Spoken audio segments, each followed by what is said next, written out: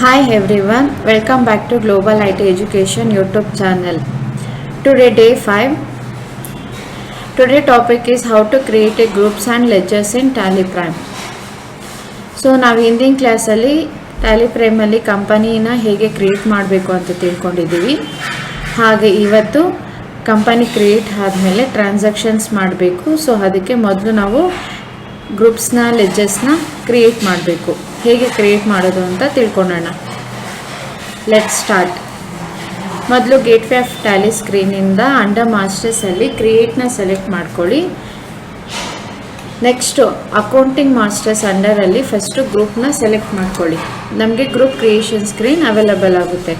So first name ಇದೆ. ನೀವು ಯಾವ ಗ್ರೂಪ್ ನೇಮ್ ಕ್ರಿಯೇಟ್ ಮಾಡಬೇಕು ಅಂತ ಇದ್ದೀರೋ ಆ ನೇಮ್ನ ಇಲ್ಲಿ ಟೈಪ್ ಮಾಡಿ. ಸೊ ನಾನು ಇಲ್ಲಿ ಡೆಬಿಟರ್ಸ್ ಸೌತ್ ಝೋನ್ ಅಂತ ಕ್ರಿಯೇಟ್ ಮಾಡ್ತಾ ಇದ್ದೀನಿ. ನೆಕ್ಸ್ಟ್ ಎಂಟರ್ ಮಾಡಿದ್ಮೇಲೆ ಅಂಡರ್ ಗ್ರೂಪ್ ಕೇಳಿದ್ದಾರೆ. ಸೊ ಅಂಡರ್ ಗ್ರೂಪ್ ಬಂದು ಸ್ಯಾಂಡ್ರಿ ಡೆಬಿಟರ್ಸ್ನ ನಾನು ಸೆಲೆಕ್ಟ್ ಮಾಡ್ಕೊತೀನಿ.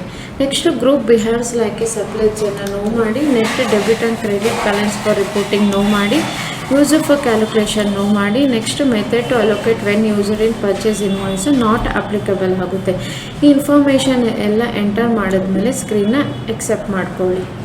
ಸೊ ಸ್ಕ್ರೀನ್ ಎಕ್ಸೆಪ್ಟ್ ಆದಮೇಲೆ ಮತ್ತೆ ನಾವು ಇನ್ನೂ ಒಂದು ಲೆಜರ್ ಗ್ರೂಪ್ನ ಕ್ರಿಯೇಟ್ ಮಾಡಬಹುದು, ಕಂಟಿನ್ಯೂ ಮಾಡಬಹುದು ಗ್ರೂಪ್ ಕ್ರಿಯೇಟ್ ಮಾಡೋದಕ್ಕೆ. ಸೊ ನಾನು ಇನ್ನೂ ಒಂದು ಗ್ರೂಪ್ನ ಕ್ರಿಯೇಟ್ ಮಾಡ್ತಾ ಇದ್ದೀನಿ, ಕ್ರೆಡಿಟರ್ಸ್ ನಾರ್ತ್ ಝೋನ್ ಅಂತ. ಸೊ ಕ್ರೆಡಿಟರ್ಸ್ ನಾರ್ತ್ ಝೋನ್ ಗ್ರೂಪ್ನ ನೇಮ್ ಎಂಟರ್ ಮಾಡಿದ್ಮೇಲೆ ಅಂಡರ್ ಗ್ರೂಪ್ನ ನಾನು ಸನ್ರಿ ಕ್ರೆಡಿಟರ್ಸ್ ಅಂತ ಸೆಲೆಕ್ಟ್ ಮಾಡ್ಕೊಳ್ತಾ ಇದ್ದೀನಿ.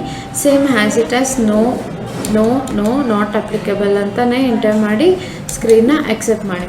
ಇದೇ ಥರ ನೀವು ಎಷ್ಟು ಗ್ರೂಪ್ಸ್ ಕ್ರಿಯೇಟ್ ಮಾಡಬೇಕು ಅಂತಿದ್ರೋ ಈ ಸ್ಕ್ರೀನಲ್ಲಿ ಕ್ರಿಯೇಟ್ ಮಾಡಬಹುದು.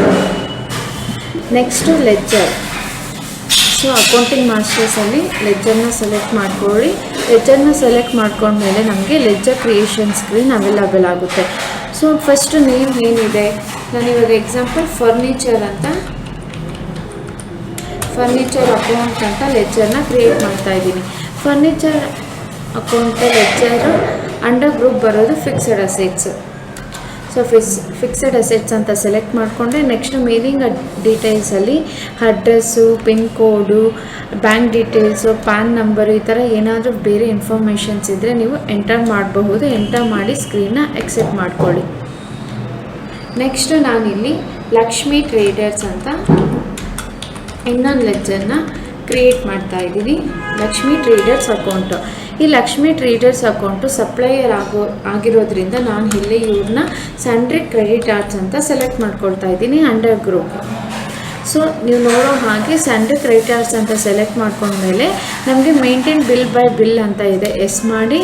Next default credit period, check for credit days, voucher entry no ಮಾಡಿ. ನೆಕ್ಸ್ಟ್ ಮೇಲಿಂಗ್ ಡೀಟೇಲ್ಸ್ ಏನಾದರೂ ಇನ್ಫಾರ್ಮೇಷನ್ ಅವೈಲೇಬಲ್ ಇತ್ತು ಅಂದರೆ ಎಂಟರ್ ಮಾಡಿ ಸ್ಕ್ರೀನ್ನ ಅಕ್ಸೆಪ್ಟ್ ಮಾಡಿ. ನೆಕ್ಸ್ಟ್ ನಾನು ಇನ್ನೂ ಒಂದು ಲೆಡ್ಜರ್ನ ಕ್ರಿಯೇಟ್ ಮಾಡ್ತಾ ಇದ್ದೀನಿ, rent account. So rent account under group ಬರೋದು direct expenses. So direct expenses ಅಂತ ಸೆಲೆಕ್ಟ್ ಮಾಡ್ಕೊಂಡಿದ್ದೀನಿ. ಸೆಲೆಕ್ಟ್ ಮಾಡಿಕೊಂಡು ಸ್ಕ್ರೀನ್ನ ಎಕ್ಸೆಪ್ಟ್ ಮಾಡ್ತಾ ಇದ್ದೀನಿ.